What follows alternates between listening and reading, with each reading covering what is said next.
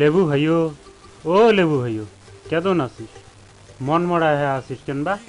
খুব ভয়ত আছং রে ভাই। হ্যাঁ, কি ফির হইল? আজ বিয়ে নে মোর বগলের তাক সিঁড়ি নিয়ে গেল রে ভাইও। খুব চিন্তেত আছং, মুখ বিন কুম্বলা ছেড়ে। হয় রে ভাইও, আমার গুলের তো কপালত ইয়ে হয়ে লেহা। সেদিন নে দুনিয়াত আসলাম, তাতে হুর ধরি খাওয়া খাওয়ি। তোমাক তো তাও পাহে খায়। আমার গুলেক যে ফির কাটিয়ে উপসেত হয় 7 দিন, তার উপরে নাগায় মেডিসিন।